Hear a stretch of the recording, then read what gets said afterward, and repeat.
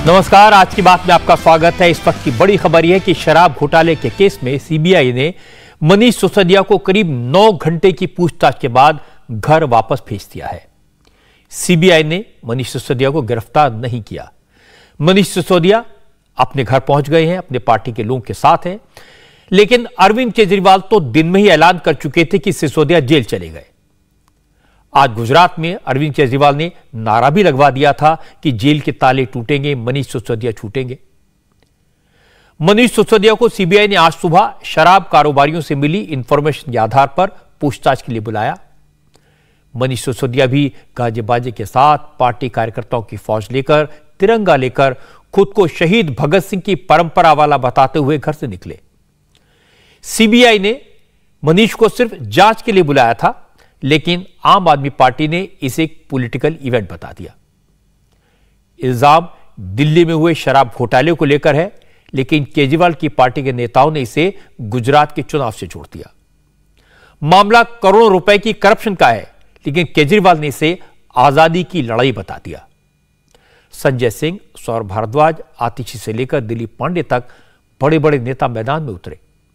Police के साथ जोर आजमाइश हुई, वीडियो बने, सर्कुलेट हुए, वायरल किए गए। अब सवाल है कि क्या बीजेपी गुजरात इलेक्शन के मौके पर दिल्ली के शराब घोटाले को मुद्दा बना रही है, या केजरीवाल मनीष सिसोदिया से पूछताछ का फायदा गुजरात के इलेक्शन में उठाने की कोशिश कर रहे हैं? क्या बीजेपी करप्शन के इशू पर केजरीवाल को घेरना चाहती है, या फिर अरविंद केजरीवाल दिल्ली के शराब घोटाले के इल्जामात से बचने के लिए गुजरात इलेक्शन में इमोशनल कार्ड खेल रहे हैं? सियासत दोनों तरफ से है, लेकिन सच्चाई क्या है, आज इसकी बात डिटेल में करेंगे। हकीकत यह कि सीबीआई ने अब तक इस केस में सिसोदिया के खिलाफ कुछ नहीं किया, कुछ नहीं कहा, लेकिन सीबीआई की पूछताछ के मुद्दे को आम आदमी पार्टी और बीजेपी के बीच एक जुबानी जंग बना दिया गया। शराब घोटाले के केस में सिर्फ कानूनी प्रोसेस का पालन हो रहा है। सिसोदिया शराब घोटाले के केस में आरोपी नंबर 1 है। 3 आरोपी गिरफ्तार हो चुके हैं। आज सिसोदिया से सिर्फ पूछताछ की गई, लेकिन हंगामा सुबह से ही शुरू हो गया था। सारा प्रोग्राम पहले से फिक्स था। मनीष सिसोदिया घर से तिलक लगाकर निकलेंगे, राजघाट जाएंगे, वहां से जुलूस की शक्ल में आम आदमी के कार्यकर्ताओं के साथ सीबीआई दफ्तर पहुंचेंगे। इसलिए पहले से ही कार्यकर्ताओं को इकट्ठा होने के निर्देश दे दिए गए थे। पुलिस को हंगामे की आशंका थी, इसे सुरक्षा चाक चौबंद कर दी गई थी। आम आदमी पार्टी के कार्यकर्ताओं को मनीष सिसोदिया के घर पहुंचने के लिए कहा गया था, लेकिन पुलिस ने वहां बैरिकेड लगा दिए थे। दफा 144 लागू कर दी थी, इसलिए पार्टी के कार्यकर्ता आम आदमी पार्टी के दफ्तर पर इकट्ठा हुए। मनीष सिसोदिया अपने घर से पार्टी के दफ्तर पहुंचे, वहां से राजघाट के लिए जुलूस निकला। पीले रंग का पट्टा, शहीद भगत सिंह के नारे, आजादी के गाने और गाड़ी के रूफटॉप पर बाहर खड़े मनीष सिसोदिया।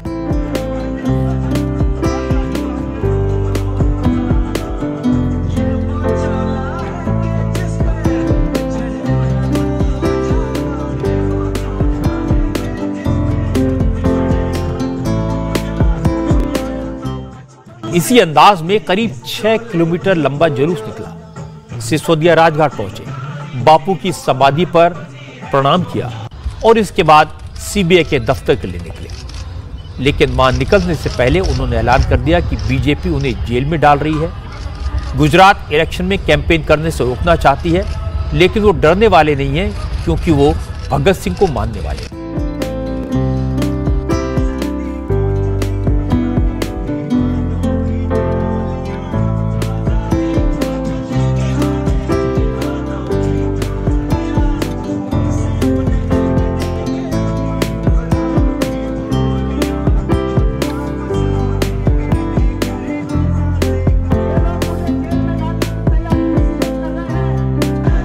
जब इनको लगता है कि मैं गुजरात जाऊंगा तो लोगों के स्कूल बनने की उम्मीद और मजबूत होगी। मैं जब गुजरात गया, गुजरात के लोगों ने मुझसे यही कहा कि दिल्ली की तरह हमारे भी स्कूल बनवा देना। हम इस बार आम आदमी पार्टी को सरकार बनवाएंगे, आम आदमी पार्टी को वोट देने वाले हैं।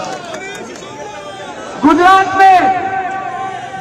में भारतीय जनता पार्टी बुरी तरह से हार रही है और आम आदमी पार्टी की सरकार बनने वाली है। इसीलिए बीजेपी घबरा गई है, इसीलिए बीजेपी डर गई है और इसीलिए झूठे केस मेरे ऊपर करवा के मुझको जेल में डालना चाहती है।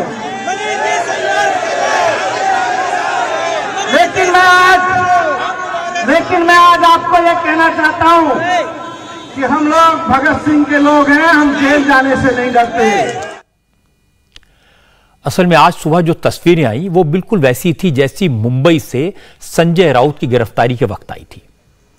जैसे संजय राउत को उनकी वाइफ ने तिलक लगाकर विदा किया था, मां ने आशीर्वाद दिया था, ठीक उसी तरह से मनीष सिसोदिया को सीबीआई ऑफिस रवाना होने के लिए उनकी मां और पत्नी भी घर से बाहर आई।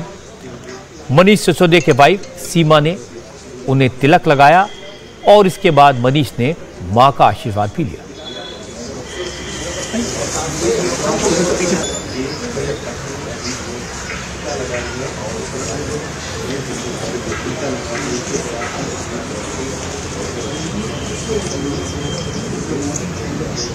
और अब सुनवा देते हैं कि मनीष सिसोदिया ने अभी क्या कहा। दिल्ली में एक्चुअली ऑपरेशन लोटस को कामयाब करने के लिए करा रखा है। ये बात पहले भी मुझे बाहर से समझ में आ रही थी, लेकिन आज अंदर जाके सीबीआई के हेडक्वार्टर में 9 घंटे तक मेरे को और समझ में आई कि किस तरह से भारतीय जनता पार्टी सीबीआई जैसी एजेंसीज को अनकॉन्स्टिट्यूशनल तरीके से, असंवैधानिक तरीके से, गलत तरीके से दबाव बनाने के लिए यूज कर रही है। एक्साइज पे बात हुई, लेकिन मुझे आश्चर्य हुआ कि वहां भी साइड में मुझ पर दबाव बनाया गया कि आप छोड़ दो, आप में क्यों हो। मैंने कहा क्यों? बोले ये केस आपके ऊपर ऐसे चलते रहेंगे, नहीं तो। मैंने कहा इस केस में तो है नहीं, ये तो खत्म हो जाएंगे। तो मुझे कहा गया कि साइड में कि सत्येंद्र जैन के पास कौन से केस हैं, सत्येंद्र जैन के ऊपर कौन से सच्चे केस हैं, वो भी चल रहे हैं। 6 महीने वो जेल रह सकते हैं तो 6 महीने आप भी रह सकते हो। तो मैंने कहा बीजेपी तो बहुत गंदी पार्टी है, मैं उसके लिए आप थोड़ी छोड़ सकता हूं। तो मुझे कहा गया कि नहीं देखो ये केस तो ऐसे ही चलते रहेंगे, दूसरा फायदा आपको वो लोग मुख्यमंत्री भी बनाएंगे फिर। तो मैंने कहा ये मुख्यमंत्री बनने के लिए थोड़ी आया हूं, मैं तो शिक्षा के लिए आया हूं यहाँ। राजनीति में हम आना नहीं चाह रहे थे, हम तो शिक्षा के लिए आए हैं, ईमानदारी से काम करने के लिए आए हैं। फिर मैंने साफ साफ बोल दिया कि भैया मुझको तो खुशी मिलती है जब दिल्ली के रिक्शे वाले का बच्चा इंजीनियर बनता है, तो उसमें जो खुशी मिलती है, मुझे सीएम बन के खुशी नहीं मिलती, सीएम बनने के बारे में सोच के खुशी नहीं मिलती। एक दिल्ली की मेड की बच्ची जब डॉक्टर बनती है तो मुझे खुशी मिलती है। मेरा जीवन शिक्षा को समर्पित है। मैं इस तरह के ऑपरेशन लोटस के किसी दबाव में नहीं आने वाला। इनको जो करना है करें, पूरा केस फर्जी है, कहीं दूर से दूर तक कोई सच्चाई नहीं है उसमें। कोई 1 करोड़ का, 1 रुपए का कहीं कोई घोटाला नहीं हुआ। ये बीजेपी वाले कहते रहे और दबाव बनाते रहे 10,000 करोड़ का घोटाला हुआ है, कोई घोटाला नहीं हुआ। आज मुझे वहां से भी समझ में आ गया। मनीष सिसोदिया ने आज सीबीआई से पूछताछ पूरी होने के बाद क्या कहा, यह मैंने आपको सुनवा दिया, उनकी पूरी बात आपको बता दी। मनीष सिसोदिया ने लगभग वही बातें कही जो उन्होंने तब कही थी जब उनके ऊपर शिक्षा में घोटाले का आरोप लगा था। आज सुबह तक तो वो कह रहे थे कि ये केस गुजरात की सियासत जुड़ा है, अब वो कह रहे हैं कि सीबीआई उन पर दबाव बना रही है कि वो आम आदमी पार्टी छोड़ दें। आज संजय सिंह से लेकर केजरीवाल तक सबने मनीष सिसोदिया को शहीद भगत सिंह का चेला बताया। अब मैं आपको सुनवाता हूं इसके जवाब में बीजेपी के प्रवक्ता ने क्या कहा। संबित पात्रा ने कहा कि जो हो रहा है वो बेशर्मी है, जश्न करप्शन है। संबित पात्रा ने कहा कि लगता है कि भ्रष्टाचार के केस में पूछताछ के लिए गाजे बाजे के साथ कैसे जाना है, ये केजरीवाल की पार्टी ने राहुल गांधी से सीख लिया है। आज जिस प्रकार के जो सीन देखने को मिल रहे हैं आम आदमी पार्टी का, जो ड्रामा देखने को मिल रहा है, आप याद करिए चंद दिनों पहले ठीक इसी प्रकार का दृश्य राहुल गांधी और कांग्रेस पार्टी का देखने को मिल रहा था। और आज ये अतिशयोक्ति नहीं होगी अगर ये कहा जाए कि ये जश्न भ्रष्टाचार है। पहले तो भ्रष्टाचार कीजिए, दलाली कमाइए और उसके ऊपर जब आपसे पूछा जाए सवाल, जब आपसे सवाल पूछताछ किया जाए तो आप जश्न मनाइए। जिस प्रकार से मनीष सिसोदिया आज एक खुले कार में अपने समर्थकों के साथ नारे लगाते हुए, फूल माला डाले हुए निकले हैं, ऐसा लग रहा है मानो कोई किला फतेह करके वापस आ रहा है। अगर वर्ल्ड कप होगा करप्शन का तो आम आदमी पार्टी उसमें दुनिया की नंबर 1 पार्टी साबित होगी, सिद्ध होगी। मनीष सिसोदिया अपने घर पहुंच चुके हैं, सीबीआई को बीजेपी का एजेंट डिक्लेयर कर चुके हैं, ये कह चुके हैं कि उनके ऊपर प्रेशर डाला जा रहा है कि वो आम आदमी पार्टी क्यों नहीं छोड़ देते। लेकिन सुबह जब मनीष सिसोदिया सीबीआई के दफ्तर में पहुंचे थे, उस वक्त केजरीवाल गुजरात में थे और केजरीवाल ने ऐलान कर दिया था कि सीबीआई ने सिसोदिया को गिरफ्तार कर लिया है, उन्हें जेल भेज दिया है। इससे पहले ट्विटर पर भी केजरीवाल ने सिसोदिया की अरेस्ट होने की बात कह दी थी और उनकी तुलना शहीद आजम भगत सिंह से करती थी। इसके बाद मेहसाणा की एक रैली में केजरीवाल ने कहा कि सिसोदिया ने दिल्ली की तरह गुजरात के सरकारी स्कूलों की तस्वीर बदलने का वादा किया था, इसलिए बीजेपी ने उन्हें जेल में डाल दिया है। और केजरीवाल ने नारा लगवाया, जेल के ताले टूटेंगे, सिसोदिया छूटेंगे। हमारे शिक्षा मंत्री है मनीष सिसोदिया। सुना है, किस किसने सुना है मनीष सिसोदिया का नाम? उन्होंने सारे स्कूल बनवाए हैं, उन्होंने शिक्षा के क्षेत्र में दिल्ली के अंदर गजब किया, इतने सारे शानदार स्कूल बनाए हैं। अभी थोड़े दिन पहले वो गुजरात आए थे, उन्होंने कहा गुजरात में हमारी सरकार बनेगी, गुजरात में भी गांव गांव के अंदर, शहर शहर के अंदर ढेर सारे स्कूल बनाएंगे। अभी उन्होंने गुजरात आना था, लेकिन आज इन लोगों ने मनीष सिसोदिया को गिरफ्तार कर लिया। वो नहीं चाहते कि मनीष सिसोदिया गुजरात में जाके चुनाव का प्रचार करें। 1 महीने तक ये मनीष सिसोदिया को गिरफ्तार करेंगे। जैसे ही 8 तारीख को नतीजे आएंगे, गुजरात में आम आदमी पार्टी की सरकार बनेगी, जेल के ताले टूटेंगे, मनीष सिसोदिया छूटेंगे। जेल के ताले टूटेंगे, जेल के ताले टूटेंगे, मनीष सिसोदिया छूटेंगे।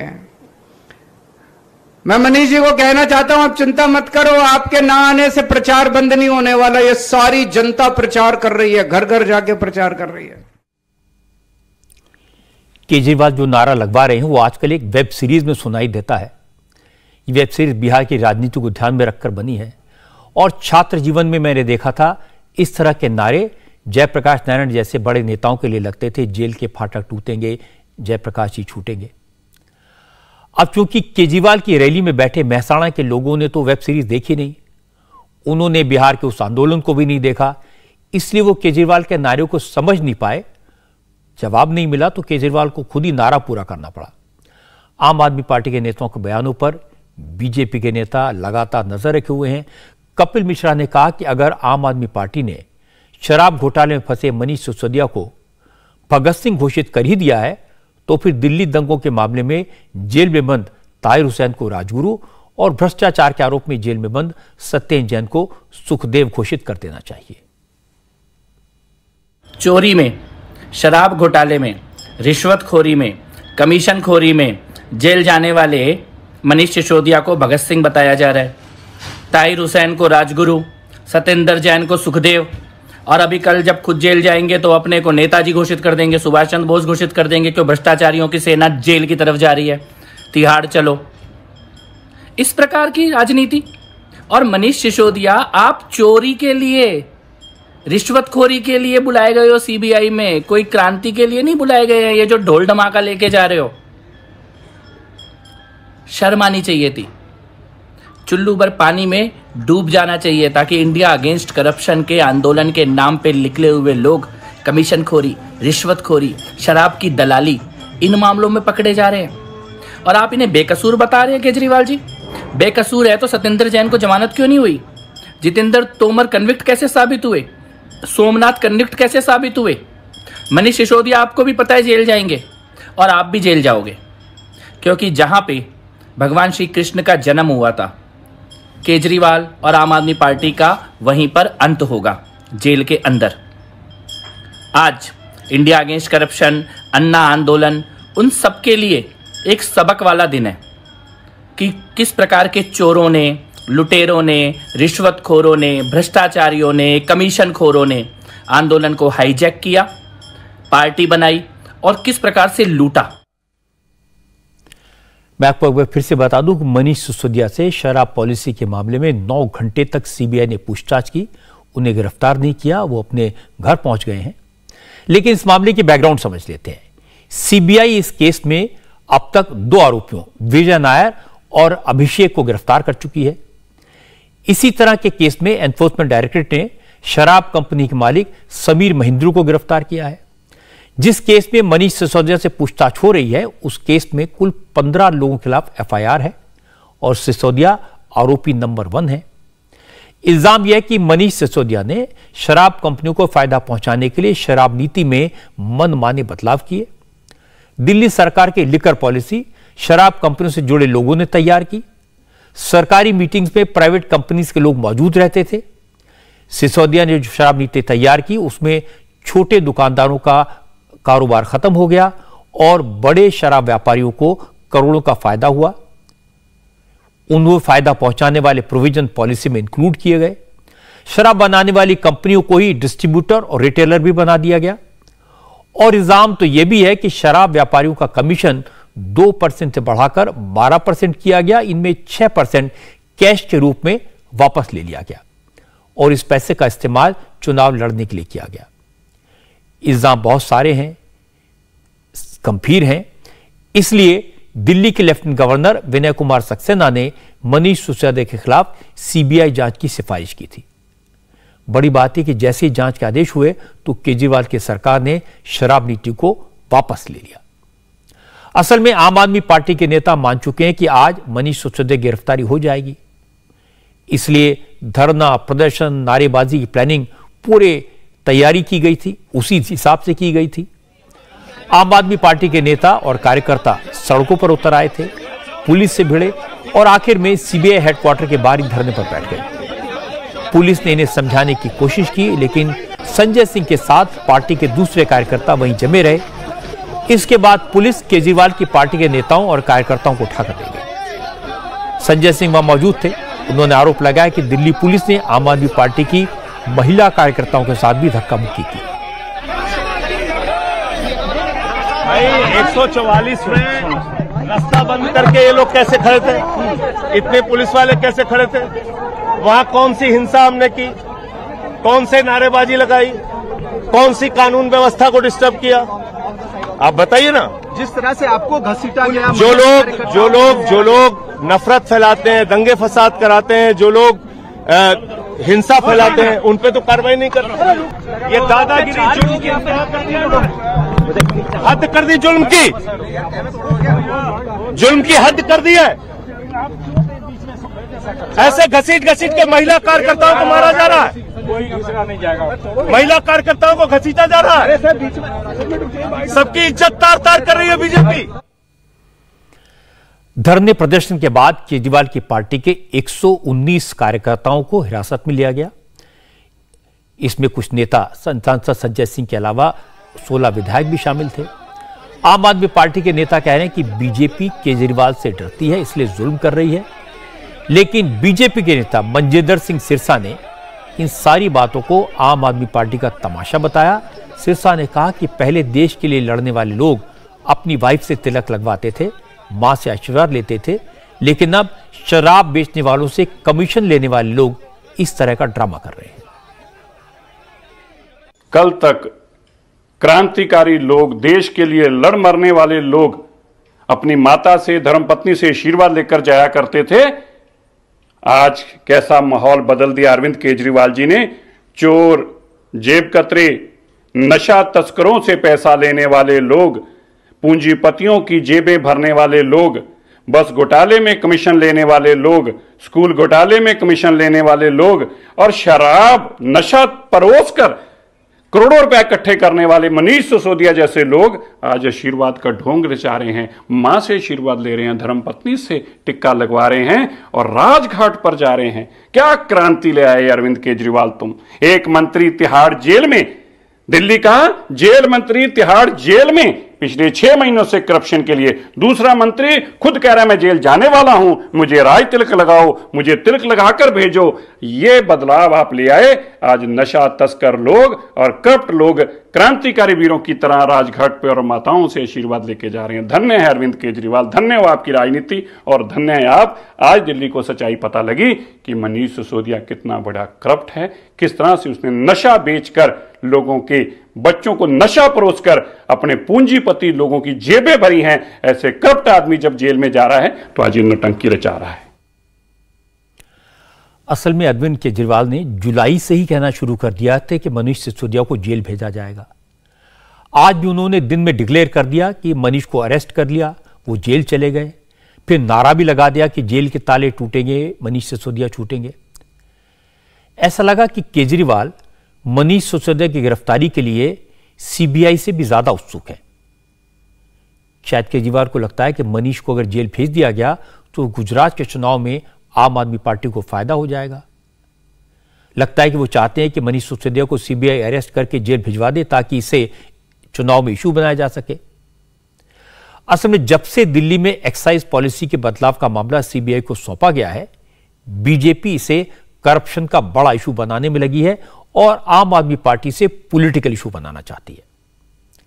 केजरीवाल की सरकार ने शराब कारोबारियों को जो कंसेशन दिए उसे बीजेपी बार बार करोड़ों रुपए के घोटाले का इशू बताती है, लेकिन केजरीवाल हर बार इसे गुजरात के इलेक्शन से जोड़ देते हैं। अगर आज की घटनाओं को देखेंगे तो ऐसा लगेगा जैसे स्क्रिप्ट पहले से तैयार थी। मनीष को जब सीबीआई ने बुलाया तो उन्होंने वाइफ से माथे पर तिलक लगवाया, मां के पैर छूकर बाहर निकले, खुली कार में खड़े होकर जुलूस निकाला, राजघाट गए और वहां से सीबीआई दफ्तर गए। केजरीवाल और उनके साथियों को पूरा यकीन था कि आज मनीष सिसोदिया को सीबीआई अरेस्ट करके जेल भेज देगी और इसीलिए राजनीतिक रंग दिया गया। इसीलिए केजरीवाल ने मनीष सिसोदिया को आज का भगत सिंह कह दिया और मुझे लगता है यहीं गड़बड़ हो गई। करप्शन के केस में सीबीआई की जांच को शहीद भगत सिंह की शहादत से कंपेयर करना मुझे लगता है कि उनको भारी पड़ेगा, क्योंकि उसको लेकर पंजाब में भी काफी रिएक्शन हुआ है। कांग्रेस पार्टी की खबर आज आई है कि कांग्रेस में 22 साल बाद प्रेसिडेंट के लिए इलेक्शन हुए। हालांकि नतीजा सबको मालूम है, लेकिन प्रेसिडेंट का चुनाव लड़ने वाले शशि थरूर आज भी अपनी हिम्मत दिखा रहे थे। वोटिंग खत्म होने के बाद उन्होंने लिखा कि नतीजा जो भी हो, कांग्रेस में आंतरिक लोकतंत्र, इंटरनल डेमोक्रेसी मजबूत होगी। भारत जोड़ो यात्रा पर निकले राहुल गांधी ने कर्नाटक के बेल्लारी में वोटिंग की। सोनिया गांधी और प्रियंका गांधी ने दिल्ली में वोट डाला। मल्लिकार्जुन खड़गे, जिनका कांग्रेस अध्यक्ष चुन जाना करीब करीब तय है, उन्होंने बेंगलुरु में वोटिंग की, जबकि शशि थरूर ने अपनी पार्लियामेंट्री कॉन्स्टिट्यूएंसी तिरुवनंतपुरम में वोट डाला। कांग्रेस के नेता भी जानते हैं कि मल्लिकार्जुन खड़गे ही कांग्रेस के अगले अध्यक्ष चुने जाएंगे। अशोक गहलोत से लेकर G23 के मेंबर पृथ्वीराज चव्हाण तक सबने यही बात कही कि खड़गे ही जीतेंगे। शशि थरूर को जिस G23 के मेंबर से सपोर्ट की उम्मीद थी, उनका भी साथ नहीं मिला। पृथ्वीराज चव्हाण ने कहा कि शशि थरूर उनके ग्रुप के नेता नहीं थे। थरूर ने चुनाव लड़ने की ख्वाहिश के बारे में G23 के किसी लीडर को बताया भी नहीं था। कांग्रेस चुनाव समिति के अध्यक्ष मधुसूदन मिस्त्री ने कहा कि उन्होंने अपनी तरफ से फ्री एंड फेयर इलेक्शन कराने की पूरी कोशिश की। दूसरी पार्टियां भी चाहें तो कांग्रेस से सबक ले सकती हैं। पॉलिटिकल पार्टी डेमोक्रेटिकली बिल्कुल ओपन प्रोसेस के साथ में मीडिया के सामने सब चीज ओपन होते हुए और करते हुए पूरी इलेक्शन की प्रोसेस शांतिपूर्ण हिसाब से की जा रही है। जो कोई ऐसा बोलता है कहे कि पार्टी में डेमोक्रेसी नहीं है, तो ये डेमोक्रेसी का एक उदाहरण है कि पार्टी में इंटरनल डेमोक्रेसी क्या होती है, वो कांग्रेस पार्टी ने आज फिर से एक बार प्रूव करके दिया है। जो दूसरी पार्टी उससे सबक लेना चाहे तो ले सकती है। आमतौर पर अध्यक्ष पद का चुनाव किसी भी पार्टी का इंटरनल मैटर होता है। दूसरी पार्टी के नेता तो उस पर कमेंट नहीं करते, लेकिन आज बीजेपी भी बोली और शरद पवार भी। शरद पवार ने कहा कि कांग्रेस में अध्यक्ष पद के लिए जो चुनाव हुआ वो अच्छी शुरुआत है और कहा कि एक बार वो भी कांग्रेस के अध्यक्ष पद का चुनाव लड़े थे। चुनाव हो रहा है, मुझे याद है कि इससे पहले जब चुनाव हुआ था तो मैंने खुद कॉन्टेस्ट किया था कांग्रेस में। ये बिहार के नेता सीताराम केसरी के खिलाफ और मैं हारा था। तो चुनाव हुआ था, तब से आज तक चुनाव नहीं हुए थे। अच्छी बात है कि चुनाव की कोशिश शुरू हो गई। इन चुनावों पर संबित पात्रा ने एक मजेदार कमेंट किया। संबित पात्रा ने कहा कि डूबते जहाज का कप्तान कोई भी बने, क्या फर्क पड़ता है। संबित पात्रा के मुताबिक कांग्रेस को गुजरात और हिमाचल प्रदेश चुनाव में हार की जिम्मेदारी लेने वाला बलि का बकरा चाहिए और मल्लिकार्जुन खड़गे तो पहले ही कह चुके हैं कि बकरीद का बकरा यानी हलाल का बकरा है। डूबते जहाज का कप्तान कौन बनता है, इस विषय में देश कितना जानना चाहती है, कितना नहीं जानना चाहती है, ये तो मैं नहीं बता पाऊंगा। अ sunken ship, who becomes the captain of the sunken ship? I don't think people are very interested in it. और मल्लिकार्जुन खड़गे जी ने तो जवाब भी दे दिया है। मल्लिकार्जुन खड़गे जी से कुछ दिनों पहले जब इसी विषय में पूछा गया तो उन्होंने कहा कि पहले हम बकरा ईद में हलाल होने से बचें, अगर बच जाएंगे तो हम मुहर्रम में नाचेंगे, उनका एग्जैक्ट स्टेटमेंट था। तो खुद ही वो स्वीकार कर रहे हैं कि कांग्रेस कहीं ना कहीं वो बलि का बकरा ढूंढ रही है। तो मुझे तो शक है कि ये गुजरात और हिमाचल प्रदेश का ठीकरा फोड़ने के लिए जिसको ढूंढ रहे हैं, आज शाम तक हमें मालूम पड़ेगा कि इसको ढूंढा है। अगर ये दोनों चुनाव के ठीकरे को फोड़ने के लिए किसी का चयन होता है तो वो उनके पार्टी का इंटरनल विषय है। दूसरी पार्टियों के नेता कुछ भी कहें, लेकिन ये अच्छी बात है कि कांग्रेस में अध्यक्ष पद के लिए वोटिंग हुई। ये लोकतंत्र के लिए, राजनीतिक दलों के लिए एक स्वस्थ परंपरा है। इससे पहले कांग्रेस में शरद पवार सीताराम केसरी के सामने लड़े थे, फिर सोनिया गांधी को जितेंद्र प्रसाद ने चुनौती दी थी। उसके बाद कांग्रेस में इलेक्शन नहीं हुए। हालांकि कोई कुछ भी कहे, यह सही है कि सोनिया गांधी, राहुल गांधी और प्रियंका गांधी ने तय किया अगला अध्यक्ष कौन होगा, लेकिन उसका चुनाव लोकतांत्रिक तरीके से करवाया। आपको ध्यान होगा पहले अशोक गहलोत का नाम तय हुआ था। अशोक गहलोत ने चीफ मिनिस्टर की कुर्सी छोड़ने से इनकार कर दिया, तो दिग्विजय सिंह के नाम और कमलनाथ के नामों की चर्चा हुई, लेकिन सहमति बनी खड़गे के नाम पर। खड़गे जो कांग्रेस के अगले अध्यक्ष बनेंगे लगभग तय है। दलित परिवार से आते हैं, गांधी नेहरू परिवार के वफादार हैं और अध्यक्ष बनने से पहले उन्होंने कह भी दिया कि वो जो भी फैसले लेंगे सोनिया और राहुल गांधी से सलाह लेकर करेंगे। सोनिया गांधी से मार्गदर्शन लेने में उन्हें कोई संकोच नहीं होगा। मतलब साफ है, लेटर हेड खड़गे का होगा, लेकिन स्टैंप राहुल गांधी के पास ही रहेगी। अब चूंकि अशोक गहलोत स्टैंप भी अपने पास रखना चाहते थे, फैसले भी खुद लेना चाहते थे, इसलिए रेस से बाहर हो गए। अब सचिन पायलट को उम्मीद है कि कांग्रेस अध्यक्ष के इलेक्शन होने के बाद राजस्थान की बात होगी, वहां भी लीडरशिप में बदलाव होगा और उन्हें मौका मिलेगा। लेकिन अशोक गहलोत ये जता रहे हैं कि वहां कोई वैकेंसी नहीं है। उन्होंने कहा कि नौजवानों को सब्र रखना चाहिए, ज्यादा तेज दौड़ेंगे तो ठोकर खाकर गिरेंगे। नो, युवा वर्ग नाराज नहीं है। जो लोग छोड़ के गए हैं वो अवसरवादी लोग हैं, उनको कम उम्र में चांस मिल गया केंद्रीय मंत्री बनने का। जो फितूर कर रहे हैं देश के अंदर, वो फितूर वही कर रहे हैं जिनको पहले मौका मिल गया। जब मौका मिलना चाहिए था झगड़े होने के बाद में, उसकी बजाय वो पहली मौका उनको मिल गया, इसलिए वो फितूर कर रहे हैं और पार्टी छोड़ के जा रहे हैं। ये इनको सब्र करना चाहिए नौजवानों को।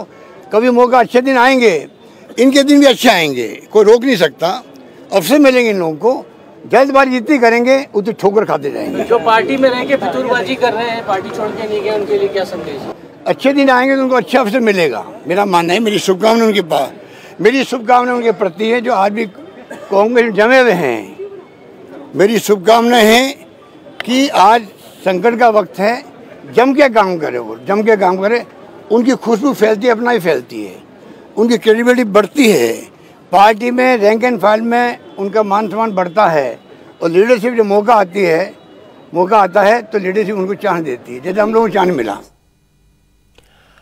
अशोक गहलोत पुराने नेता हैं, जानते हैं कितना बोलना है, कैसे बोलना है, वो तोल मोल कर बोलते हैं।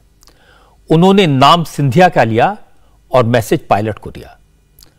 अब सचिन पायलट भी कम नहीं है, उन्होंने अशोक गहलोत के बयान पर सधा हुआ रिएक्शन दिया।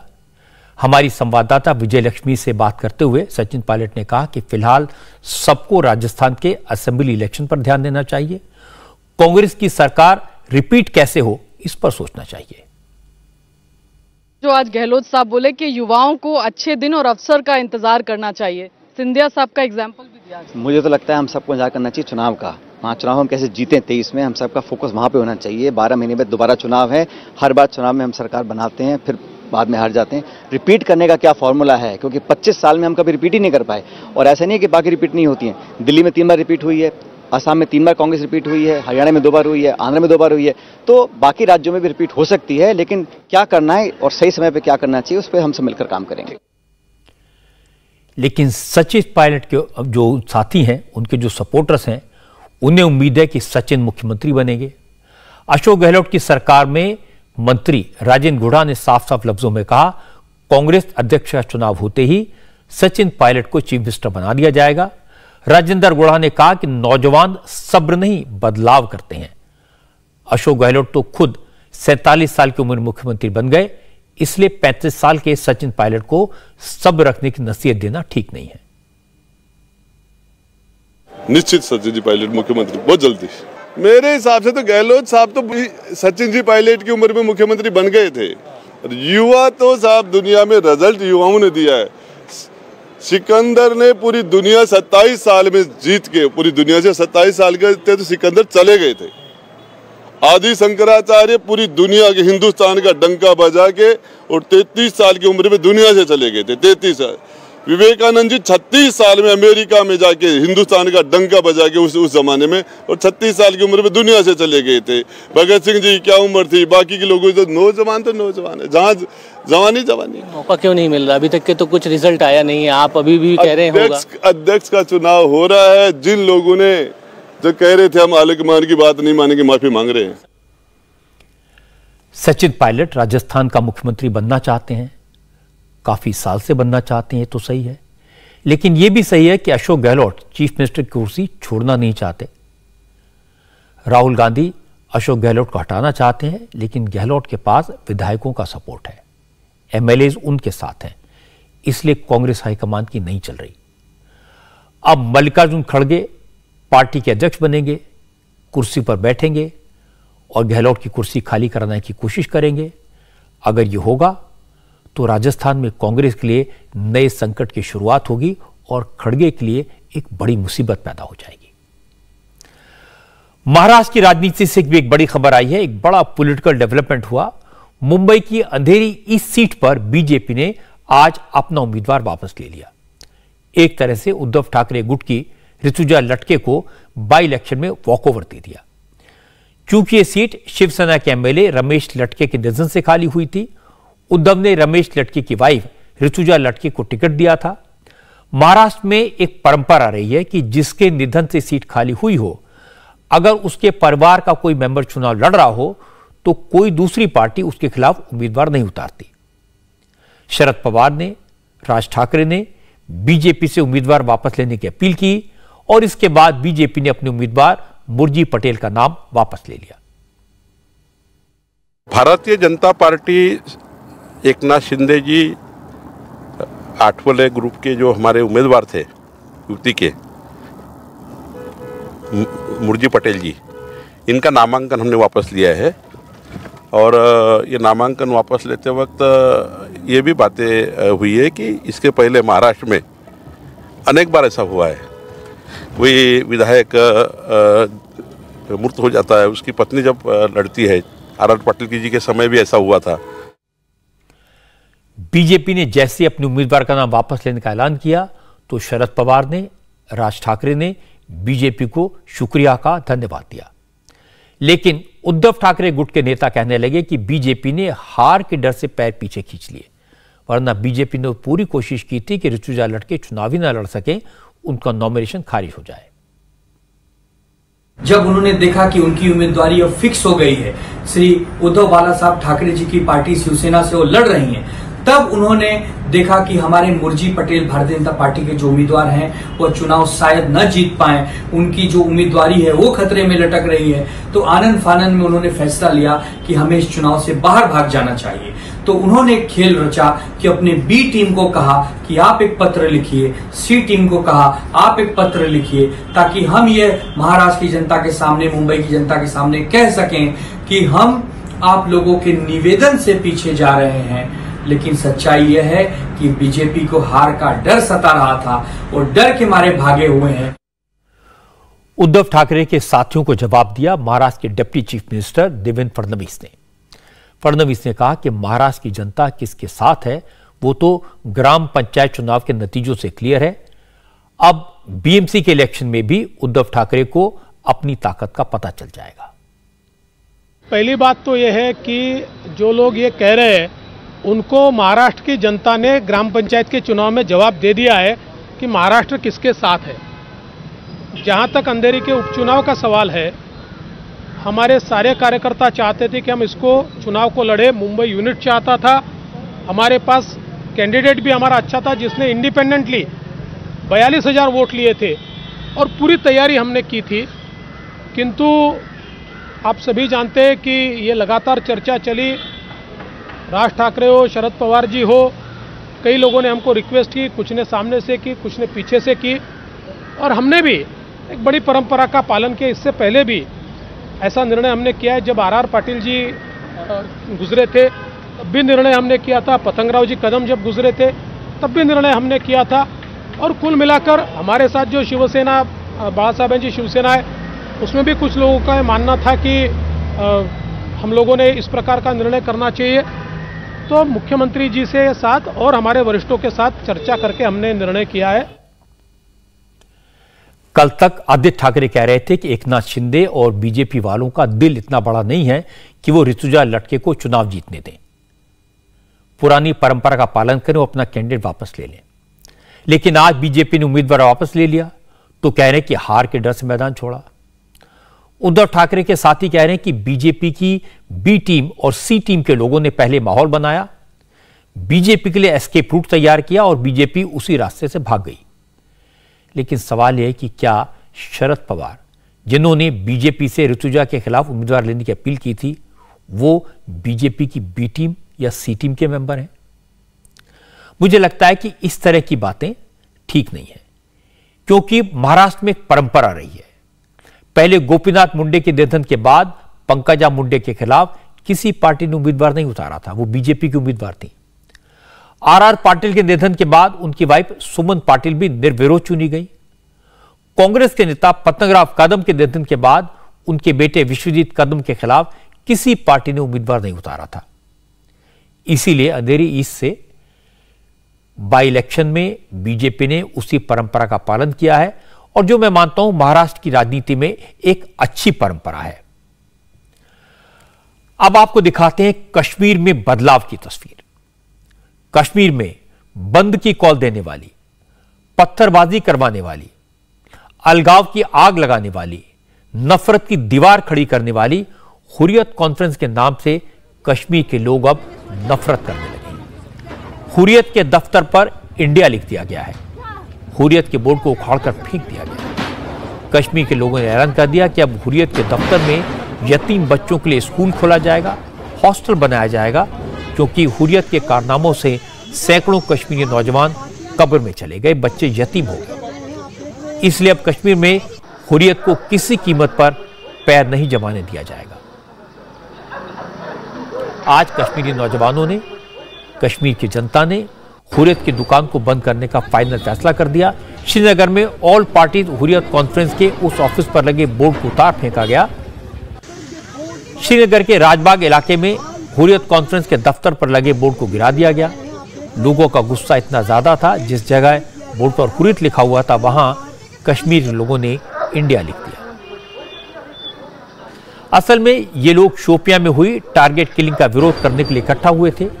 2 दिन पहले शोपियां में पूरन भट्ट नाम के कश्मीरी पंडित की हत्या कर दी गई थी। लेकिन इस हत्या को लेकर कश्मीर के सभी लोगों ने, हर कम्युनिटी ने चाहे वो हिंदू हो या मुसलमान हो, गुस्सा जाहिर किया था। सबने साफ साफ कहा यह हत्या हुर्रियत वाली सोच का नतीजा है। अब कश्मीर इस तरह के खून खराबे को बर्दाश्त नहीं करेगा। मेरे पीछे आप जो ये इमारत देख रहे हैं, ये हुर्रियत कॉन्फ्रेंस का ऑफिस है और इस पर ऑल पार्टी हुर्रियत कॉन्फ्रेंस का एक बहुत बड़ा बोर्ड लगा हुआ था, जिसे आखिर कब तक नाम की एक एनजीओ ने जो है डाउन कर दिया है और इस गेट पर इंडिया लिखा गया है। 2018 से हुर्रियत कॉन्फ्रेंस के जितने भी कश्मीर के ऑफिस हैं वो सारे बंद है और ये moderate Hurriyat conference Mir wise मौलवी उमर फारूक का ऑफिस था। इन लोगों की वजह से हमारे बच्चे शहीद मज़ारों में दफन है, इन लोगों की वजह से हमारे बच्चे जेलों में बंद है और ये इन लोगों ने अपने बच्चों को फॉरेन कंट्रीज में भेजा है, क्योंकि इनका तो आज कोई मरा ही नहीं है। ये सिर्फ हमारे ऊपर एक हुक्म चलाने वाले, हमारे ऊपर लीड करने वाले थे, जिनका आज हमने खात्मा कर दिया। हम इस दफ्तर को इंशाल्लाह जल्दी एक इंडियन दफ्तर बना देंगे और यहाँ पे एक यतीम ट्रस्ट बना देंगे, जहाँ पे यतीम बच्चे पढ़ेंगे। हमारे बच्चे जिनको ये कॉल देकर स्टोन पेल्टिंग करवाते थे, आज उनके ऊपर टैग लग गया कि ये स्टोन पेल्टर है, उनके ऊपर PSA लग गया है, वो जॉब नहीं कर सकते हैं, उनको आइडेंटिफिकेशन नहीं मिल सकती है सही तरीके से, जिनकी वजह से उनके माँ बाप भी परेशान है। और इन लोगों ने किया क्या है? हमें हुर्रियत के नाम से मिला क्या है? सिर्फ खून खराबा मिला है, सिर्फ शहीद मज़ार मिले हैं, सिर्फ जेल खाने मिले हैं। बस यही मैसेज है कि आज के बाद हमें ये नाम चाहिए ही नहीं। जिन मोहतरमा की बात आप सुन रहे थे उनका नाम फाहिदा है। फाहिदा एक एनजीओ से जुड़ी हुई हैं, कश्मीर की बेटी हैं, कश्मीर में हुर्रियत के इतिहास को अच्छी तरह से जानती हैं, समझती हैं। इसीलिए बार बार कह रहे थे कि जो लोग नौजवानों को पुलिस की गोलियों के सामने आगे कर देते हैं, उनके खुद के बच्चे विदेशों में महफूज हैं। वैसे इस तरह की बातें अब कश्मीर के हर कोने से सुनाई देने लगी हैं। हमारे संवाददाता मंजूर मीर ने जब और लोगों से बात की तो उनकी जुबान पर भी दर्द छलका। इन लोगों ने कहा कि कश्मीर में जो टारगेट किलिंग हो रही है उसके लिए, इस खून खराबे के लिए हुर्रियत ही जिम्मेदार है। हमें ये याद नहीं आना चाहिए, क्योंकि इस बब ने, जो हुर्रियत वालों ने, इसने कश्मीर को तबाह कर दिया था। कश्मीर कहते थे जन्नत था। हाँ, कोई डॉक्टर भी प्रिस्क्रिप्शन देता था बीमार के लिए, आप कश्मीर हिल स्टेशन जाओ, और उसने इसको जहान्नम बना दिया। अपने बच्चों को विलायत भेजा, फौरन भेजा, लोगों के बच्चों को उसने पत्थरबाज बना दिया, उग्रवादी बना दिया। हम नहीं चाहते, यूथ नहीं चाहते कि ये बोर्ड यहाँ पर हो, ये दफ्तर यहाँ पर हो, इसलिए बाप भी खत्म हो गया, ये भी उधर से खत्म होना चाहिए। जो कश्मीर पंडित को टारगेट किया गया, ये एक मैसेज है कि यहाँ हिंदू मुस्लिम एक साथ ना रहे, और इस चीज़ के लिए हम ये मैसेज देना चाहते हैं कि कश्मीर में 100% अमन है। कश्मीर के लोग अमन चाहते हैं, कश्मीर के लोग ये बिल्कुल भी नहीं चाहते किसी की माँ की गोद सोनी ना हो। हम चाहते हैं कि यहाँ अमन से सारी दुनिया के लिए एक मैसेज दें कि कश्मीर के लोग अमन पसंद है, और हम चाहते हैं कि हर इंसान हमें देख के ये कहे। और दूसरी बात, ये जो दुकानें खोल रखी थी इन लोगों ने 1989 से, कि आज इनको ये साबित किया हमने, इंडिया लिखे कि this is now union territory और डायरेक्ट इंडिया का इंटीग्रल पार्ट है। पिछले 30 साल से आपके और मेरे जैसे यहाँ निहत्थे लोग मारे जा रहे हैं। क्यों मारे जा रहे हैं? क्या गुनाह था पूरन कुमार भट्ट साहब का? जमींदार थे, 30 साल से उसी गांव में रह रहे थे, कल मार दिया। उसे एक इंडिविजुअल ने नहीं मारा, बल्कि ऐसी सोच रखने वाले हर एक सदस्य ने मारा। हुर्रियत चूंकि हमारे कश्मीर के लोग हैं, या मेन स्ट्रीम पार्टीज जिन्होंने 87 में जमहूरियत पे डाका डाला, नेशनल कॉन्फ्रेंस और कांग्रेस, जिन्होंने जो कत्ल है डेमोक्रेसी का किया, जिन्होंने चोरी की, उसकी वजह से अभी तक कत्लेआम नहीं रुक रहा है। कश्मीर में अलगाववाद और हुर्रियत दोनों एक दूसरे के पर्यायवाची हैं। एक ही बात है। Hardliner separatist leader Syed Ali Shah Geelani ने हुर्रियत को खड़ा किया, लेकिन बाद में इसका एक मॉडरेट फैक्शन तैयार हुआ। मीर फाइज उमर फारूक और ऑल पार्टी हुर्रियत कॉन्फ्रेंस के लीडर बन गए। लेकिन आर्टिकल 370 के खत्म होने के बाद हुर्रियत की ताकत कम होती चली गई और अब तो उसका कोई नाम लेवा नहीं बचा। हालांकि महबूबा मुफ्ती और फारूक अब्दुल्ला अभी भी आर्टिकल 370 की माला जप रहे हैं। आज फारूक अब्दुल्ला ने कहा कि जब तक कश्मीर को इंसाफ नहीं मिलेगा, टारगेट किलिंग्स होती रहेंगी। सर, टारगेट किलिंग लगातार कश्मीर में हो रही है सर। अभी भी कल 2 दिन पहले जो है कश्मीरी पंडित, ये कभी बंद नहीं होगा। जब तक इंसाफ नहीं होगा कभी बंद नहीं होगा। और इसको बंद करने के लिए जितनी भी शोर करते हैं, कहते हैं कि जहाँ बहुत सब कहते थे पहले 370 से ये हो रहा। आज तो 370 नहीं है, मेरी क्यों मृत्यु हो रही है? इसे जिम्मेवार कौन है? अगर वो बेहतर कर दिया तो फिर पंडित बेचारा मारा नहीं जाता। कहाँ है हालत बेहतर? मुझे तो नहीं दिखता। सच्चाई है कि आर्टिकल 370 खत्म होने के बाद कश्मीर में बहुत कुछ बदल गया है। अब कश्मीर में पत्थरबाजी नहीं होती। अब कश्मीर में रोज रोज बंद की कॉल नहीं दी जाती। अब दुकानों को बंद नहीं रहना पड़ता। अब कश्मीर में मस्जिदों से सिर्फ अजान होती है, वहां से प्रोटेस्ट की कॉल नहीं दी जाती। अब हुर्रियत के पर्चे नहीं बंटते। अब आतंकवादियों के जनाजे में एंटी इंडिया नारेबाजी नहीं सुनाई देती। अब कश्मीर में मल्टीप्लेक्स खुल रहे हैं। कश्मीर में नए नए होटल्स बन रहे हैं, हॉस्पिटल बन रहे हैं, स्कूल बन रहे हैं। कश्मीर में जो टूरिस्ट हैं वो रिकॉर्ड नंबर में पहुंच रहे हैं। कश्मीर के लोगों को रोजगार मिलना शुरू हुआ है। कश्मीर में सबको काम मिल रहा है। इससे वो लोग परेशान हैं, वो लोग दुखी हैं जिनकी सियासत की दुकान बंद हो गई। वो पाकिस्तान के सपोर्टर्स जिनकी दुकानें बंद हो गई। वो दहशतगर्द जिनके तंजीमों का शटर डाउन हो गया। वो हुर्रियत जिसका बोर्ड उखड़ गया। जो नेता कश्मीरियों को आतंकवादियों का डर दिखाते हैं, उनके सामने रोजी रोटी का संकट पैदा हो गया। इसीलिए अब खौफ पैदा करने के लिए टारगेट किलिंग्स हो रही हैं। निहत्ते मासूम लोगों को निशाना बनाया जा रहा है।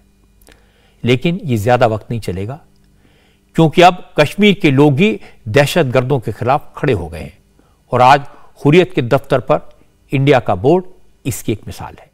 सोशल मीडिया पर जिस तरह की बातें मजहब को लेकर फैलाई जाती हैं, बच्चों पर, स्टूडेंट्स पर उसका क्या असर पड़ता है, इसका एक एग्जाम्पल आज बिहार में देखने को मिला। बिहार के मुजफ्फरपुर में प्री बोर्ड एग्जाम के दौरान एक कॉलेज में टीचर ने कुछ लड़कियों से हिजाब उतारने को कहा, तो स्टूडेंट्स ने इसे कम्युनल कलर दे दिया। छात्रों ने इल्जाम लगा दिया कि मुसलमान होने के कारण उन्हें परेशान किया जा रहा है, जबकि टीचर्स का कहना है कि कई लड़कियों ने अपने चेहरे को ढक रखा था, सिर्फ आंखें दिख रही थी। उन्हें शक था कि लड़कियां कान में ब्लूटूथ डिवाइस लगाकर चीटिंग कर रही हैं, इसलिए एग्जाम के दौरान उनसे हिजाब उतारने को कहा गया। यह मामला मुजफ्फरपुर के MD-DM कॉलेज का है। इस कॉलेज की लड़कियों ने आरोप लगाया कि टीचर्स ने उनका हिजाब उतरवाने की कोशिश की और अब स्टूडेंट्स ने ऐसा करने से इनकार कर दिया, तो क्लासरूम से उन्हें बाहर भेज दिया गया। इन लड़कियों की बात सुनेंगे तो आप भी हैरान रह जाएंगे। क्या दिक्कत है? हम लोग क्लास में गए, उसके बाद बोल रहे हैं कि मतलब पेपर दे रहे थे हम लोग बैठ के आराम से। उसके बाद कहते हैं कि हिजाब खोलो अपना, और वो टीचर थे, लेडीज टीचर नहीं जेंट्स टीचर, बोलते हैं हिजाब खोलो, कान दिखाओ, तुमने ब्लूटूथ लगाया। ठीक है, हमने कान दिखाया, बोला ठीक है कान देखो, ब्लूटूथ नहीं है हमारे कान में। फिर कहते हैं इसको खोल के हटाओ, धर्म के नाम पे तुम लोग फायदा उठाते हो, ये करते हो वो करते हो, खाती कहीं और खाओ, जाती कहीं और खाओ। मतलब क्या दिक्कत है? हमको बोले कि तुम अपना हिजाब खोलो, हम खोले भी कि देखिए हम ब्लूटूथ नहीं लगाए। उसके बाद बोलते खोल के हटाओ, बोलो ना कॉलेज में बात नहीं बोलते, हम खोल के देंगे काम। बोलते हैं कि मजहब के नाम पे तुम लोग ऐसे कर रही हो, यहाँ मजहब का कोई ये नहीं चल रहा है जो हिजाब बांध के आई हो। वो हमें नहीं खोले तो बोलते हैं कि तुम कॉपी दो, क्वेश्चन पेपर दो और जाओ यहाँ पर। ये कोई बात नहीं, मजहब के नाम पे ऐसे करेंगे। वो होना चाहती इस कॉलेज से और कॉलेज के प्रिंसिपल से भी कि टीचर मजहब के नाम पे ऐसे करेंगे, वो धर्म बताएंगे, धर्म में फर्क बताएंगे, बहुत गलत है। इन लड़कियों की बात सुनकर वहां हंगामा हो गया और जैसे स्टूडेंट ने इल्जाम लगाए तो कॉलेज के प्रिंसिपल सामने आई। उन्होंने कहा कि इस तरह की कोई बात नहीं है, लड़कियों का बयान किसी साजिश का हिस्सा है। आमतौर पर लड़कियां ऐसी बातें नहीं करती, लेकिन लगता है कि स्टूडेंट्स को किसी ने भड़काया है। जैसा अंदेशा आ रहा है, जैसा लग रहा है कि इसके पीछे हो न हो कुछ लोग लगे हुए हैं जो बिना वजह इस महाविद्यालय का नाम खराब करने में लगे हुए हैं और शैक्षणिक माहौल को खराब करने की कोशिश में लगे हुए हैं। वो कौन लोग हैं मुझे इसकी जानकारी नहीं है, लेकिन निश्चय ही कि एक 11th-12th की लड़की इतना गलत काम कर सकती है, इतना डेयर कर सकती है, यह बहुत ही आश्चर्यजनक बात है। तो इसके पीछे कोई उसको बरगलाने वाला है, उसको धर्म का नाम जोड़ करके, हिजाब का नाम जोड़ करके एक गलत दिशा को दिखाने के रूप में है और इस महाविद्यालय की छवि को धूमिल करने की कोशिश में लगा हुआ है। ऐसी कोई बात नहीं है। यहाँ लड़कियाँ सुरक्षित हैं। यह शिक्षण, यहाँ का जो शिक्षण और शैक्षणिक माहौल है वह जात पात धर्म से परे है, सभी लड़कियाँ बराबर हैं। लेकिन चूंकि बात मजहब की थी, सियासत की थी, तो स्कूल प्रशासन ने अपनी तरफ से इंटरनल इंक्वायरी के ऑर्डर दे दिए। प्रिंसिपल ने कहा एक कमेटी बना दी गई है, वो टीचर्स की भी बात सुनेगी। साधारण सी प्रक्रिया थी। एग्ज़ाम का माहौल है, अभी एग्ज़ाम हमारे यहाँ चल रहे हैं। उसी दरमियान एक लड़की को कन्फ्यूज़न हो गया और उसको जो भी लगा हो उसको एग्जामिनेशन कंट्रोलर के पास आना चाहिए था, प्राचार्य के पास, मेरे पास आना चाहिए था, टीचर के पास जाना चाहिए था। तो वो ऐसा ना करके बाहर में कुछ शायद उसने कुछ ऐसे टिप्पणी दे दी। लेकिन मुझे इस बात के लिए ज़रूर मुझे खेद है कि मेरी छात्राओं ने इस तरह की टिप्पणी दी, जबकि मेरे जो हमारे महाविद्यालय में जो छात्राएं आती हैं उनको कोई इस तरह की दिक्कत नहीं है, कोई परेशानी नहीं होती है। चूँकि एक आरोप आया है टीचर पे, तो हम लोग चाहेंगे कि एक कमेटी रखें और उसमें टीचर की भी बात सुनी जाए, उस छात्रा की बात सुनी जाए। इस मामले में दूसरी छात्रों से भी बात की जा रही है। इसी कॉलेज की पढ़ने वाली अहमद फातिमा ने दोनों लड़कियों के इल्जाम को बेबुनियाद बताया। फातिमा ने कहा कि जिस वक्त ये सब हुआ वो वहीं मौजूद थी, टीचर की कोई गलती नहीं थी।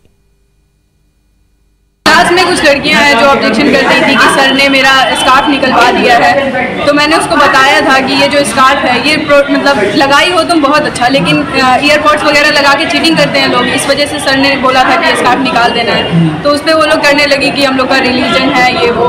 तो जब किसी फंक्शन वगैरह में ये लोग जाती हैं तो उस वक्त उनका दुपट्टा कहाँ जाता है, और एग्जाम के वक्त इन लोगों को अचानक से अपना रिलीजन याद आ जाता है, जिसकी वजह से सवाल इन लोगों पे कम और रिलीजन पे ज़्यादा उठाया जाता है। हिजाब हटाने कभी नहीं बोले किसी बच्चे को, सिर्फ इतना बोले कि तुम लोग अपने कान खुले रखो, बस दैट्स इट। तो उस पे लड़कियों ने क्या कहा? उस पे लड़कियां मतलब इसको एक अदर सेंस में ले जाती हैं कि हमारा रिलीजन है और सर हमारे रिलीजन के खिलाफ काम करवा रहे हैं, पूछ रहे हैं हम लोगों से, बोल रहे हैं कि हिजाब निकाल दो। आप उसी क्लास में थी? जी हम उसी क्लास में थे। पुलिस ने भी मामले में दाखिल दिया, लेकिन कुछ हाथ नहीं लगा। लोकल पुलिस अफसरों ने कहा कि परेशानी हिजाब उतरवाने को लेकर नहीं, चेकिंग को लेकर थी। अब प्रॉब्लम सॉल्व कर ली गई है। इस तरह के कोई मामला मैंने नहीं था कि कार्रवाई करने की आवश्यकता थी। मामला जो भी था आपस में दोनों के पक्ष को समझा बुझा करके मामला को शांत कर दिया गया है। इस तरह के कोई मामला नहीं है। हिजाब हटाने की बात सामने आई? नहीं, हिजाब हटाने की बात नहीं, परीक्षा चल रही है, उसमें जांच करना स्वाभाविक है। अपना जो ड्यूटी था वो लोग ड्यूटी के तहत अपना जांच कर रहे थे, उसी में कुछ लोग अपना उसका विरोध किए, मगर फिर समझा बुझा के मामला को शांत कर दिया गया है। किसी प्रकार का कोई बात नहीं है। एग्जाम के दौरान चीटिंग को रोकना टीचर्स का काम है। नए नए तरीके से चीटिंग होती है, इससे जो स्टूडेंट दिन रात मेहनत करके पढ़ाई करते हैं उनका नुकसान होता है। ब्लूटूथ की मदद से नकल के बहुत सारे केसेस सामने आए हैं। इसलिए अगर टीचर ने हिजाब उतारने को कहा, ब्लूटूथ चेक करने को कहा, तो कोई गलत बात नहीं है। लेकिन आजकल सोशल मीडिया पर जिस तरह के वीडियोस पोस्ट किए जाते हैं, नेता जिस तरह का बयान देते हैं, हिजाब के मुद्दे पर जिस तरह के विवाद खड़े हो रहे हैं, उन्हें देखकर लड़कियों ने हिजाब को मुद्दा बना दिया, टीचर पर प्रेशर बनाने की कोशिश की, पकड़े न जाएं इससे बचने की कोशिश की। ये अच्छी बात नहीं है। ईरान में हम देख रहे हैं कि लड़कियां हिजाब के खिलाफ सरकार से लड़ रही हैं, सड़क पर जान दे रही हैं। अफगानिस्तान में भी ईरान की लड़कियों के सपोर्ट में खुलेआम प्रदर्शन हो रहे हैं। पूरी दुनिया में हिजाब के खिलाफ लड़कियां उठ खड़ी हुई हैं। लेकिन हमारे देश में अभी भी कुछ लोग पुरानी परंपराओं पर, रूढ़िवादी पर चल रहे हैं। आज अलीगढ़ से एक इंटरेस्टिंग खबर आई है। यहां एक वीडियो सामने आया। इस वीडियो में अलीगढ़ के इगलास इलाके के एक मंदिर में कुछ मुस्लिम भाई हनुमान चालीसा का पाठ करते नजर आए। मंदिर में बैठा एक शख्स उन्हें हनुमान चालीसा पढ़ा रहा था और उसके पीछे पीछे कुछ मुसलमान इसे दोहरा रहे थे। यह वीडियो पुलिस के पास पहुंचा तो पुलिस ने बिना किसी की शिकायत के सो मोटो हनुमान चालीसा पढ़ने वाले और पढ़वाने वालों के खिलाफ जन भावनाओं को ठेस पहुंचाने और सांप्रदायिक भावनाएं भड़काने का मामला दर्ज कर लिया। जो शख्स मुसलमानों को हनुमान चालीसा पढ़वा रहा था उसका नाम सचिन शर्मा है। सचिन अलीगढ़ में बजरंग दल का कार्यकर्ता है। पुलिस ने सचिन के अलावा दीन मोहम्मद, जमील और अख्तर के खिलाफ भी एफआईआर दर्ज कर दी। महावीर विक्रम बजरंगी, महावीर विक्रम बजरंगी, सुमित निवार सुमित के संगी, सुमित निवार सुमित के संगी, कंचन वरण विराज सुबेसा, कंचन वरण विराज सुबेसा, कानन कुंडल कुंचित केसा, कानन कुंडल कुंचित केसा, शंकर सुवन केसरी नंदन, शंकर सुवन केसरी नंदन, तेज प्रताप महाजगवंदन, तेज प्रताप महाजगवंदन, विद्यावान गुणियत चातुर, विद्यावान गुणियत चातुर, राम काज करवे को आतुर, राम काज करवे को आतुर, सुनवे को रसिया, राम लखन सीता मन बसिया, राम लखन सीता मन बसिया। एक वीडियो प्राप्त हुआ है जिसकी जानकारी करने पर पता चला कि इगलास थाना क्षेत्र निवासी सचिन शर्मा के द्वारा अपने कुछ खास साथियों के साथ मिलकर, जो कि गैर समुदाय के हैं, एक धार्मिक स्थल पर पूजा कार्यक्रम का आयोजन किया गया है और उसका वीडियो बनवाकर स्वयं सोशल मीडिया पर अपलोड करवाया गया है। जांच के दौरान ये भी पता चला कि इन लोगों के द्वारा षड्यंत्र के तहत चुनावी लाभ की दृष्टि से और माहौल खराब करने का प्रयास इनके द्वारा किया गया है। परिणाम स्वरूप थाना इगलास पर सचिन शर्मा, दीन मोहम्मद, जमील अख्तर व अन्य कुछ अज्ञात लोगों के विरुद्ध धार्मिक भावनाएं आहत करने और माहौल खराब करने का प्रयास करने के आरोप में सम्यक धाराओं में थाना इगलास पर अभियोग पंजीकृत कराया गया है। आवश्यक विधिक कार्रवाई की जा रही है। अब पुलिस ने बहुत बड़ी बड़ी बातें कह दी, खुद एफआईआर दर्ज करवाई, लेकिन जब मामले की जांच के लिए पुलिस वहां पहुंची तो जो मुसलमान वीडियो में हनुमान चालीसा पढ़ते नजर आ रहे हैं, उन्होंने कहा वो तो बचपन से हनुमान चालीसा का पाठ करते हैं। उन्होंने अपनी मर्जी से हनुमान चालीसा का पाठ किया। हनुमान चालीसा पढ़ा था, अपने मन से पढ़ा था, मन से पढ़ा था। किसी ने कोई इच्छा होती है, नमाज भी पढ़ता हूँ और क्या कहते हैं ये भी पढ़ता हूँ, ऐसी बात नहीं। क्यों हनुमान चालीसा भी पढ़ता हूँ। जय हनुमान ज्ञान गुरु सागर, हनुमान चालीसा जो मानते हैं तो जानते हैं, देवता एक ही है हमारे लिए। तो कितने लोग थे कल जो आपने पढ़ा था? थे 8-7 लोग थे। जबरदस्ती पढ़वाया? नहीं, किसी ने जबरदस्ती नहीं, अपने आप ही पढ़ा था। पहले भी पढ़ते? हाँ, पहले भी पढ़ते हैं। मंगल को, जैसे मंगल सोमवार को आते हैं तो यहाँ आते हैं मंगल पे माथा टेकते हैं। हाँ जी, की है। डर नहीं लगता कि कोई डर क्या लगेगा? फतवा जारी कर देगा हमारे खिलाफ? कोई कर देगा तो कोई बात नहीं, मरने से तो एक ही दिन मरना है। कोई भेद नहीं, कोई भाव नहीं, अपनी मर्जी से जो भी करते हैं हम अपनी मर्जी से करते हैं। किसी का जोर नहीं हमारे ऊपर। हम सब भाई एक समान रहना चाहते हैं। मजहबी एक है, ईश्वर अल्लाह तेरा नाम, सबको सम्मत दे भगवान। ऐसा कोई हमारे साथ कोई गलत व्यवहार नहीं करते हैं। हम सब एक समान रहते हैं, ऐसी कोई प्रॉब्लम नहीं है। कब से पढ़ते हुए आ रहे हैं? हम तो बचपन से पढ़ते हुए आ रहे हैं। नमाज भी पढ़ते हैं। अब जो लोग नमाज भी पढ़े और हनुमान चालीसा भी पढ़े, जो लोग इस बात को माने कि ईश्वर अल्लाह तेरे नाम, सबको सम्मति दे भगवान, उन पर कोई क्या केस करेगा और उन्हें कोई क्या चैलेंज करेगा। इंडिया टीवी हर वक्त हर जगह डाउनलोड करने के लिए सर्च करें India TV news Google play store या ऐप स्टोर पर।